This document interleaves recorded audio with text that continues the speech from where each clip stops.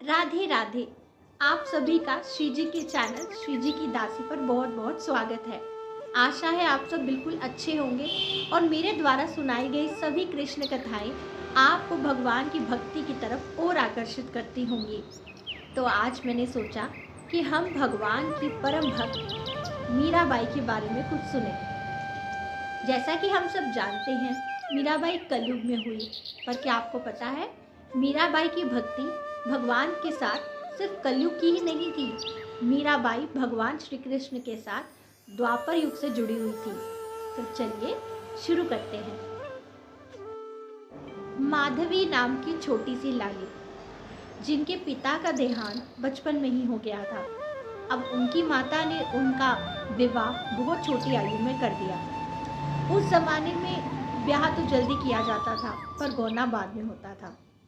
माधवी जब भी अपनी मैया से अपने पति के बारे में पूछती, तो उनकी मैया उनसे कहती, माधवी तुम्हारा ब्याह हो गया है और तुम्हारा ब्याह वृंदावन के गोकुल में हुआ है। वहाँ पर सुंदर नाम का तुम्हारा पति है। माधवी ये सब सुनकर बहुत खुश होती थी, पर उसके साथ साथ उनकी मैया हमेशा माधवी को डराया करती थी और ये कहती थी कि माधवी जब भी तुम वृंदावन जाओ तो वहाँ पर एक जादूगर रहता है, उससे बचकर रहना। जब माधवी पूछती कि ये जादूगर कौन है, तो उनकी मैया कहती, ये काला जादू करने वाला काला जादूगर है। बांसुरी बजाता है और सबको मोह लेता है। सभी गोपियाँ उसके द्वारा मोहित कर दी गई हैं। अब गोपियाँ ना तो अपने घर में अपनी पति की रही और ना ही कोई काम काज करती हैं। उनका तो घर बार बर्बाद हो गया है। जब भी तुम जाओ तो इस ग्वाले से बचकर रहना। तो माधवी अपनी मैया से पूछती, मैया ये कब कब बांसुरी बजाता है? तो उनकी मैया कहती, सुबह जब गैया चराने जाता है तब भी बांसुरी बजाता है और जब वापस लौटता है तब भी बांसुरी बजाता है। तुम दोनों ही समय इसके सामने मत जाना, और यदि ये तुम्हारे सामने आ जाए तो अपने आप को पूरी तरह से ढक लेना। कोशिश करना कि तुम्हारी उंगली तक वो ना देख पाए। यदि उसने तुम्हें देख लिया तो तुम्हें भी मोहित कर देगा, तुम पर भी काला जादू कर देगा। माधवी यही बात सुन सुनकर बड़ी हुई। माधवी के मन में ये भय था कि यदि मैंने कृष्ण को देख लिया तो वो मुझ पर अपना काला जादू जरूर करेगा। अब माधवी जब अपने पति सुंदर के साथ अपने ससुराल घर जा रही थी, तो पूरे रास्ते उनका पति सुंदर अपने मित्र भगवान श्री कृष्ण की ही बातों का व्याख्यान करता रहा। माधवी मन ही मन में सोच रही थी कि ये कैसा पति है जो मेरा मुख तक नहीं देख रहा और अपने मित्र की बातें कही जा रहा है। इस प्रकार माधवी और उसका पति सुंदर वृंदावन के गोकुल में पहुंचे। जैसे ही वो गोकुल पहुंचे तो वहां पर भगवान श्री कृष्ण अपने मित्र सखाओं के साथ खेल रहे थे। उनका सुंदर सा चेहरा और उस पर घुंघराले घुंघराले बाल, उनके माथे पर लगी हुई चंदन की चित्रावली। जैसे ही भगवान श्री कृष्ण ने अपने मित्र सुंदर को आते देखा तो अपना खेल बीच में छोड़कर भाग गए और भागकर उसे गले लगाया और उससे पूछा, अरे मित्र सुंदर, तुम इतने समय से कहाँ थे? तो उनके मित्र ने कहा, पता है कृष्ण, मेरा विवाह हो गया है। ये सुनकर कृष्ण बहुत खुश हुए और उनसे कहा, अच्छा तो फिर तो भाभी भी साथ आई होगी, चलो जल्दी से भाभी का मुख दिखाओ। उनका मित्र सुंदर माधवी के पास गया और माधवी के पास जाकर बोला, माधवी मेरा मित्र कृष्ण आया है तुम्हें देखने के लिए। माधवी ने जैसे ही भगवान कृष्ण का नाम सुना तो वैसे ही उसने अपने पूरे शरीर को ढक लिया। कृष्ण ने माधवी से कहा, भाभी मुझे अपना मुख देखने दीजिए।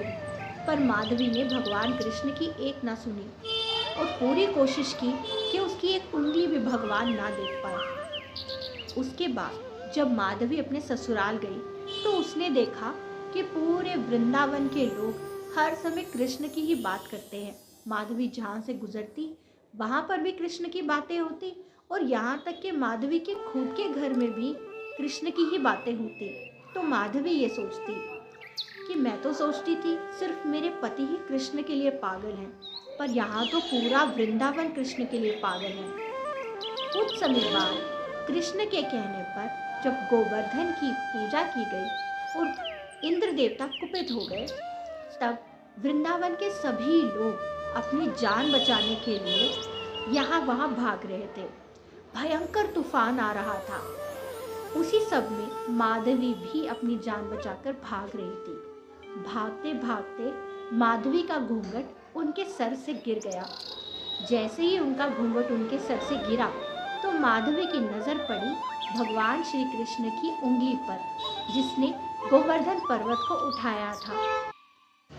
इतनी सुंदर उंगली देखते देखते माधवी ने भगवान का कंधा देखा, फिर उनका कंठ देखा, फिर उनकी सुंदर मुस्कान देखी और फिर माधवी ने देखी उनकी सुंदर सी आंखें। आंखें जैसे ही माधवी ने देखी तो वहीं की वहीं स्तब्ध रह गई। श्वास तो चल रहे थे पर माधवी कहीं खो चुकी थी। माधवी ने जैसे ही श्री कृष्ण को देखा तो अपना स्वरूप भी भूल गई। माधवी की पलकें तो झपक रही थी पर उसकी आंखें श्री कृष्ण में डूब गई थी। माधवी जब खड़ी थी तो उनकी सखी ने आकर माधवी से कहा, माधवी तुम यहाँ क्यों खड़ी हो? इतना भयंकर तूफान है, अपनी जान बचाकर भागो। तो माधवी ने अपनी सखी से पूछा, सखी ये इतना सुंदर व्यक्ति कौन है? माधवी की सखी ने कहा, अरे ये वही कृष्ण है जिससे तुम अपनी जान बचाकर भाग रही थी। ये वही कृष्ण है जिनका चेहरा तुम देखना नहीं चाहती थी, जिनसे तुम छुप रही थी।